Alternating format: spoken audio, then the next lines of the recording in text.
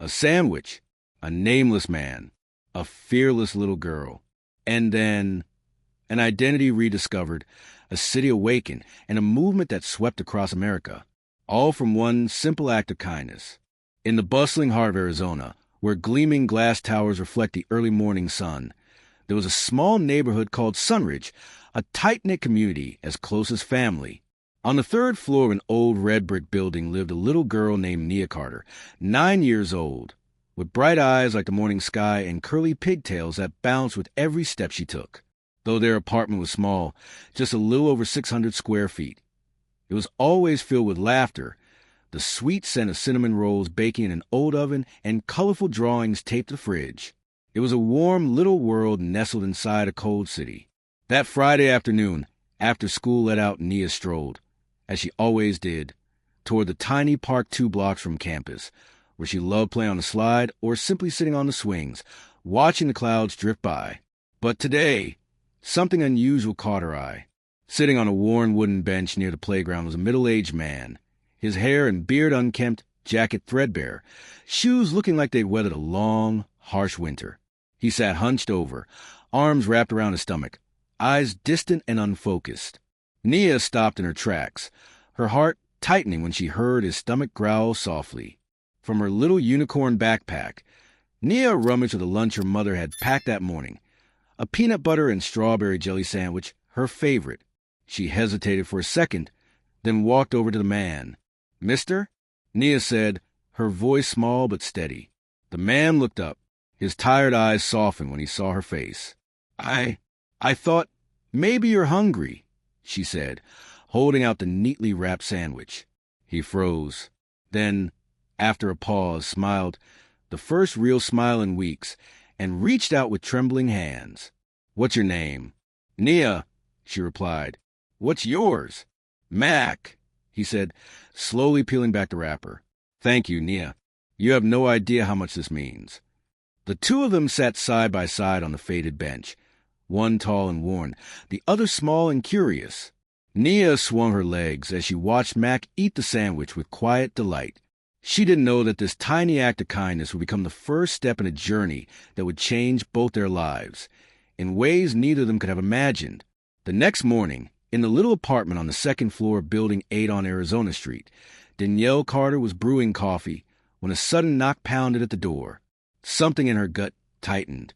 Nia, still in her teddy bear pajamas, sat by the window coloring, looking up with wide, curious eyes.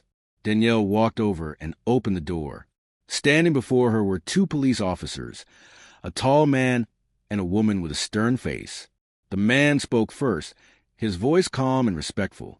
"Good morning, Miss Carter. I'm Officer Jordan, and this is Officer Denise. We'd like to ask you and your daughter a few questions about an incident that took place yesterday afternoon at Sunridge Central Park, Willow Creek." Danielle froze, her chest tightening. "What is it?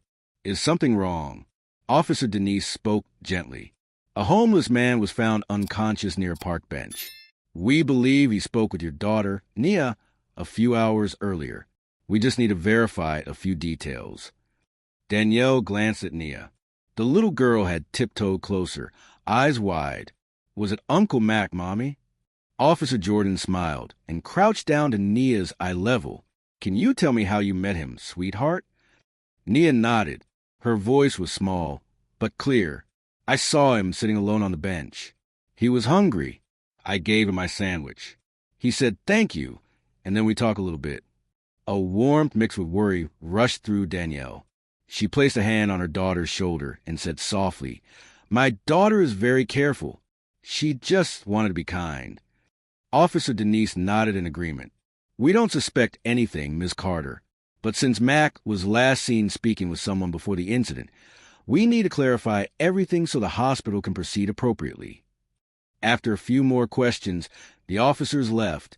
Danielle closed the door, but when she turned around, she saw Nia's face had fallen. "Mommy, did I do something wrong?" Nia asked quietly. Danielle pulled her into a tight hug. "No, baby, you didn't do anything wrong. But sometimes people don't understand kindness, especially when it comes from someone as small as you." In the days that followed, whispers began among the neighbors. Mrs. Jenkins from the third floor eyed them warily in the elevator. At the corner store, the owner murmured something to another customer just as Danielle walked out. She lets her kid talk to homeless people. The gossip, the judgment, it came as suddenly as a summer storm. But Danielle knew that no matter how many suspicious looks they faced, she had to protect the most precious thing, her daughter's pure heart. "Sweetheart," she said one night as Nia sat quietly, gazing out the window. Sharing a sandwich might seem like a small thing, but kindness, when you hold on to it, will guide you for the rest of your life. That afternoon, as the soft light of the setting sun streamed to the window of their small apartment, a knock on the door made Danielle pause mid-fold. Nia, who was drawing at her desk, looked up, curiosity in her eyes. Outside stood 2 police officers, this time not just with questions, but with news that would turn their world upside down. "Mac, his real name is Matthew Whitman," Officer Jordan began, holding a thick file. "He's the CEO of Whitman Enterprises, reported missing over a year ago after a severe car accident." Danielle stared in disbelief. "He's a businessman?" No one really knew what happened after the accident. He disappeared from the hospital in the middle of his treatment. According to the doctors, he might have suffered from temporary memory loss. No ID, no name. The police searched for him for an entire year.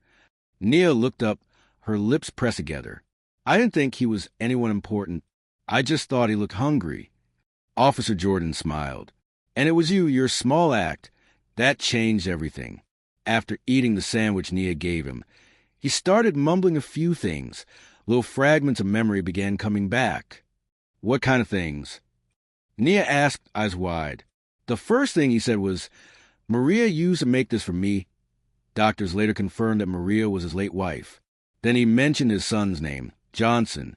It was vague, but they were the first memories to return after more than 12 months of emptiness." Danielle was speechless. One small gesture, sharing part of a sandwich, had awakened a soul that seemed to have forgotten itself. He said that moment, when Nia called him Mr. Mac, reminded him of the nickname Maria used to call him back when she was alive. Being seen through eyes that held no judgment, it made him feel human again, not invisible. Danielle pulled Nia close, wrapping her in a tight embrace. In those little eyes was a light that, for someone like Matthew Whitman, had become the key to finding his way back from the depths of oblivion. "His family would like to meet you both," Officer Jordan said gently. "They don't just want to say thank you. They call Nia's act a miracle." Nia blinked in surprise. "But I just shared my sandwich." Danielle smiled, tears falling quietly. "And sometimes half a sandwich is a whole miracle."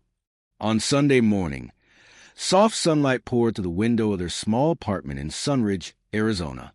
Danielle had just finished making breakfast when the doorbell rang. Her heart skipped a beat.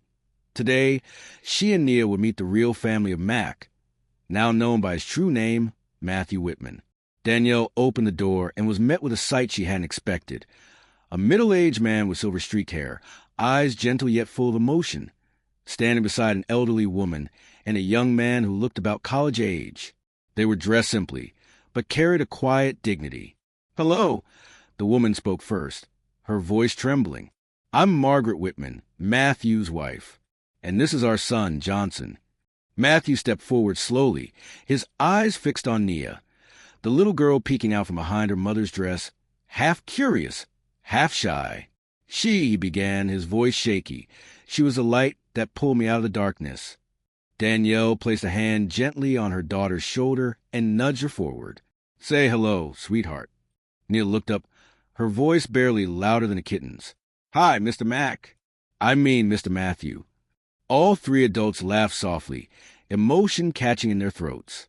Matthew knelt down, his eyes meeting Nia's warm brown gaze. "You know, it was you who helped me remember my late wife's name. You shared your sandwich like I was someone who mattered. That I'll never forget." Johnson stepped forward and placed a small, brown-wrapped package into Nia's hands. "My dad wanted you to have this." Nia opened it. Inside was a delicate silver necklace, the pendant shaped like a sandwich, finally engraved with the words, "Small kindness, big light." Danielle lifted a hand to her mouth. Oh my, Margaret added. We don't know how to thank you enough. But if it's okay, we'd love to invite you both to our home for dinner. A real dinner, as family. Nia glanced at her mother, her eyes shimmering. Danielle hesitated for a moment, then nodded. I think we'd be honored. That evening, the elegant car pulled up in front of a quiet suburban estate. But what surprised Danielle wasn't the automatic gate or the stone statue in the garden. It was the warmth inside the house. Margaret led them through the kitchen, where the scent of beef stew filled the air. Johnson showed Nia the music room, where a vintage piano stood, the very one Matthew's wife used to play. At dinner, Matthew raised his glass of lemonade, eyes never leaving Nia. You can just feed me. You gave me a second chance.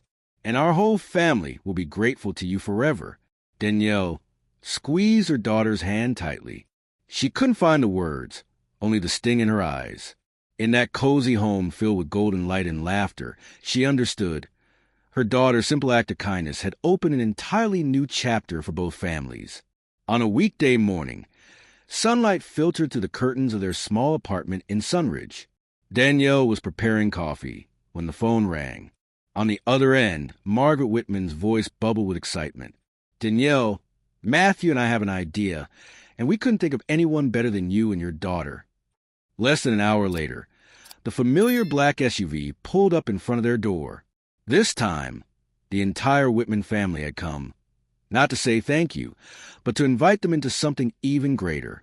Sitting in a small cafe near the park, where everything had once begun, Margaret rolled out a large sheet of paper across the table. On it was a logo drawn with gentle lines, the image of a sandwich with a heart in the center, and beneath it, the words, Nia Carter Foundation, small acts, big change. Danielle's eyes widened. A charity? Matthew nodded, his gaze calm and warm. Not just a charity, a movement. We want to start an organization that supports the homeless and those struggling with memory loss. People like I once was. And it has to be named after the little girl who reminded me of who I am. At that moment, Nia was still fiddling with her muffin, but she looked up, her round eyes curious. You're going to help people like you? Not just help, Johnson smiled. You're going to be a co-founder. Danielle froze. I'm just a night shift nurse. I don't know anything about running an organization. But you know kindness, Margaret said gently, and you've taught that to your daughter. We have the resources. You and Nia have the heart. That's exactly what this foundation needs. The conversation stretched until noon. Nia got to sketch ideas like a free sandwich corner, a kindness mailbox, and even a National Sandwich Sharing Day. Danielle quietly took notes on how to start a nonprofit, manage finances, build a volunteer team. 1 week later, they held a press conference at the Sunridge Community Center. Matthew gave a short but moving speech, recounting his journey and how one small sandwich brought him back to life. When he mentioned Nia's name, the room erupted into applause. The 9-year-old stood beside her mother, gripping her hand tightly but smiling brightly. I didn't think I did anything big, Nia said when asked. I just saw he was hungry. And from that simple sentence, the media took off. Local newspapers ran headlines like, "One sandwich, one life saved." 9-year-old sparked a movement in Sunridge. The Nia Carter Foundation officially launched just 3 weeks later. And the first thing they did? They installed a free sandwich station at the very park where Nia had first met Mac, now renamed Whitman Park.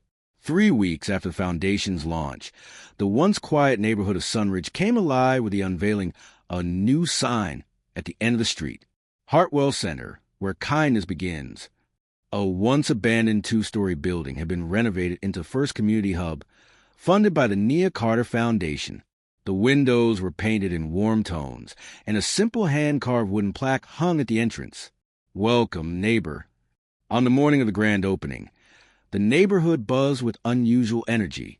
People gathered in front of the center as if the entire block had come back to life after a long winter. Colorful flags, free pastry tables, and a local student choir all came together to turn the day into a small festival of kindness. Nia, wearing a yellow T-shirt with the foundation's logo, stood in the main hall, now called the Room of Light. She walked guests through the newly opened spaces. The kind kitchen, where free sandwiches were served daily. The sharing room, where people could leave notes, donate extra items, or simply offer a hug. The reading corner, where kids could learn and adults could tell stories. As Nia led visitors on the tour, Danielle couldn't help but grow emotional watching the very people who once whispered and judged her and her daughter, like Mrs. Coleman from downstairs, or the grumpy neighbor Mr. Holloway, now standing in line to sign up as volunteers. "Ms. Carter," Mr. Holloway said, voice slightly awkward, "I think it's time I stopped judging and start lending a hand." Danielle smiled. "It's never too late to do good, Mr. Holloway." In another corner, Mrs. Coleman was helping Nia prepare sandwiches. "I'm not very good with knives," she admitted, "but I do know how to write sweet notes." "Then you can write some of the tags," Nia suggested, "like the way you used to encourage me in the elevator." Mrs. Coleman paused, then laughed. "You remember that? I thought I scared you that day." "I was scared, but also happy," Nia grinned. That afternoon, Hartwell Center opened its doors to the first visitors. No names asked, no questions about background. Just a smile and a gentle hug were enough. Homeless individuals, lonely seniors, and dropout teens all walked into the center with hesitation and walked out with faces that looked lighter, softer. A local reporter asked Nia, "Why do you think this place draws so many people in?" She paused and answered, "Because no one likes to be forgotten. Here, people will be remembered by name, by story, or at the very least, by a warm sandwich." That sentence became the center's official motto. And by that evening, Hartwell Center was no longer just a location. It had become a living symbol of compassion, sparked by the small heart of a 9-year-old girl with a sandwich and a smile. A week after the grand opening, Nia sat at the kitchen table in her small apartment, purple marker in hand, carefully scribbling on little heart-shaped slips of paper. "Mom, I think if every sandwich came with a sweet note, it would make people feel a lot warmer inside. Like, you're not alone, or today's going to be a good day." Danielle smiled as she stirred dinner. "That's a beautiful idea, sweetheart. Have you thought of a name yet?" Nia nodded with confidence. "I'm calling it Meals with a Message of Love." Her idea was instantly embraced by the board at the Hartwell Center. Within just 2 days, over 200 handwritten notes were created by young volunteers in the neighborhood. Each sandwich leaving Hartwell's kitchen now carried a small slip of paper spreading messages like "You matter" or "You deserve to be loved." But on Friday afternoon, when a local media crew arrived to film a story about the initiative, something unexpected happened. A tall, rugged man with a scruffy beard and weathered clothes walked into the center. His eyes were cloudy and his voice raspy. "You handing out food here? I don't need no note. I don't buy into this fake kindness thing." The whole room fell silent. A few volunteers hesitated. But before anyone could respond, Nia, barely tall enough to see over the counter, stepped forward, her clear eyes unwavering. "You don't have to believe what I wrote," she said softly, "but I really mean it. And if you'd like, I can say it out loud instead. I think you deserve to be cared for. Because everyone has sad days, right?" The man stood frozen for a long moment. Then, slowly, he reached out and took the sandwich, his hand trembling. "Thanks, kid," he murmured. "Maybe today won't be as bad as I thought." The camera captured the moment, and the clip quickly went viral. Shared across social media as a powerful reminder of the compassion a child's heart can carry. But the story didn't end there. One evening, while rewatching the video with her mom, Nia turned and asked, "Mom, can I start another program?" Danielle smiled and looked at her. "What's your new idea this time, my little innovator?" "I want to start something called Bridging Generations. Kids like me could be companions for elderly people who live alone. I think if I can make someone smile when they're sad, maybe I can help someone remember the days they used to smile, too." With support from the local library and a nearby senior center, Hartwell quickly launched the initiative. Dozens of kid-grand pairs were matched based on shared interests. Some children loved telling stories. Some grandmothers enjoyed teaching how to knit, and one domino-loving grandfather was paired with a math-loving boy. The The Sunridge community was no longer just fed with bread, but now warmed by a profound sense of connection and compassion, all beginning from the heart of a 9-year-old girl and a single sandwich wrapped in love. Just weeks after the emotional video of Nia went viral across social media, the Meals with Love and Bridging Generations programs became headline news on evening broadcasts. Major outlets like USA Today, The Washington Post, and even Good Morning America ran features on the 9-year-old girl from Sunridge, Arizona, the child who woke up America with a sandwich and a big heart. One March morning, Danielle was pouring coffee while staring at the TV screen. "Sweetheart, they're talking about you." Nia came running from her bedroom, her hair still a tangle of curls. On screen was a photo of her handing a sandwich and a handwritten note to an elderly man, his smile wide and joyful. Below it ran the caption, "From Arizona to New York, the heart of America is named Nia Carter." In just 2 months, the first Hartwell Center had multiplied into 10 locations across the country. In New York, it was housed in a former church in Harlem. In Chicago, a retrofitted bus terminal. And in Washington, D.C., near Columbia Heights, the center stood close to a neighborhood filled with homeless veterans, each location carrying the same spirit: the simpler, the more sincere. On a visit to the New York Center, Nia and her mother were welcomed by a long line of students, volunteers, and local residents. Flags waved, drums rolled, and the cheers were so loud Danielle laughed through her tears. Not sure if we're opening a center or attending a royal parade. Nia only gave a shy wave, cheeks flushed, but her smile betrayed her excitement. During the ceremony, a 12-year-old boy named Marcus, once homeless, once living in a shelter, stepped up to Mike, his hands trembling. "If it weren't for Hartwell," he said, "I'd still be sleeping at the train station. But now, I go to school every day, and I have a place to come home to every night. Thank you, Nia. Thank you for not forgetting about kids like us." The room fell into a still silence before erupting into thunderous applause.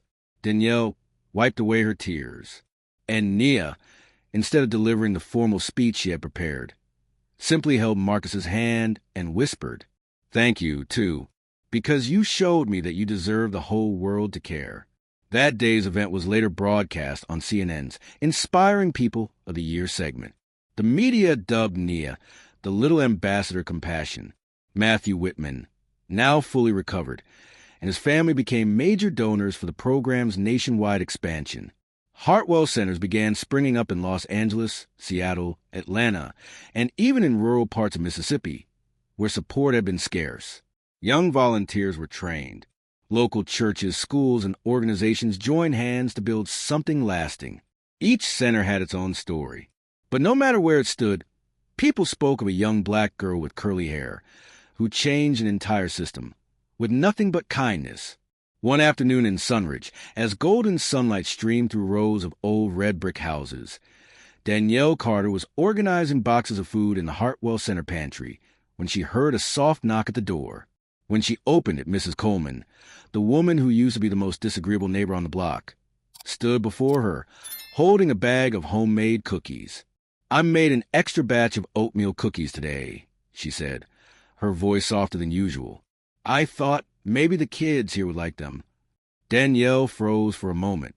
This was the same woman who had once harshly criticized her, who had said openly on the sidewalk that kids should know their place.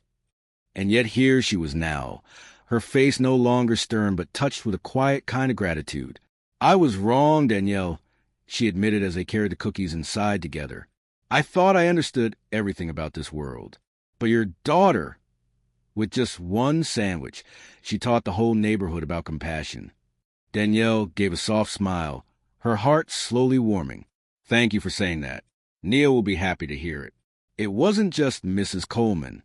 For Mr. Alvarez, the grumpy auto shop owner who used to complain about kids causing trouble in the park, to the people who once whispered behind Danielle's back at the supermarket, all of them had now become volunteer supporters or donors to the program. Some even formed a group called Parents for Hartwell, organizing workshops, fundraisers, and school campaigns to spread messages of kindness and empathy. At one such event at Sunridge Elementary, Nia's school, the little girl stood on stage, holding a tiny microphone in her hand. facing over 100 parents, teachers, and students from all walks of life. I don't really understand the difference between poor people and rich people, Nia said, her eyes shining. I just saw that Mr. Mack looked sad and hungry, so I shared my lunch, and he smiled. The room fell completely silent. I think if people stop being afraid of strangers and start caring, she added, then no one would ever feel left out anymore. After the speech, the school principal stepped onto the stage, his voice thick with emotion. I once had doubts. Now I feel ashamed for having judged a child solely by where she came from. From that day on, the Hartwell Center became more than a place that served the homeless. It became a symbol of erasing the lines between social classes, a testament that empathy, even when it comes from a child, has the power to reshape the way a whole society sees humanity. And at the center of it all was a 9-year-old girl with curly hair and a heart big enough to hold the whole world. On a crisp Saturday morning in Sunridge, sunlight streamed through the golden red leaves of the trees. A gentle autumn breeze swept across the small playground next to the Hartwell Center, where a group of young volunteers were preparing the weekly meals with messages of love. Nia Carter, now 10, though her bright eyes and warm smile remained unchanged, sat cross-legged, helping her friends stack sandwiches. Each bag came with a small note she had written by hand. You are loved. Today is going to be a good day. No cameras, no applause, just quiet meaning and kindness, spreading softly like the scent of cinnamon from her mother's kitchen each afternoon. Not far away, Mrs. Coleman, the same woman who once criticized Nia and her mother, was chatting with a newly arrived young homeless man. She invited him into the center, poured him a cup of tea, and handed him a warm towel. In her eyes was something new. Understanding, something she once never believed she could learn from a child. Danielle stood by the window, grocery list in hand for the upcoming week, but her eyes stayed fixed on her daughter. She smiled gently. So many times she had asked herself, is kindness really strong enough to stand against this world? Now she had her answer. Across the park, Mac, or rather Matthew Whitman, was showing 2 new high school volunteers around the center. He often joked, I'm the only man saved by peanut butter and jelly. But deep down, he knew it wasn't a sandwich that saved him. It was the heart behind the hands that offered it. That afternoon, a group of elementary students from a neighboring town came to tour the center. When their teacher asked Nia if she had any advice for the younger kids, she stood up, a little shy, then smiled. I don't think I'm special, she said. I just saw someone who was hungry and sad, and I had a sandwich. Every eye in the room turned toward her. I think if everyone could just be a little kind, even just a little, the world would be really different. You don't have to do something huge. Just mean it. It wasn't the kind of quote that echoed like a grown-up speech, but it reached a place in people's hearts that no adult ever had. And so the story didn't end. It began with a sandwich, a small gesture, and a little girl whose heart was bigger than the world. Because sometimes, to change the world, all it takes is one person who starts with one act of kindness and never stops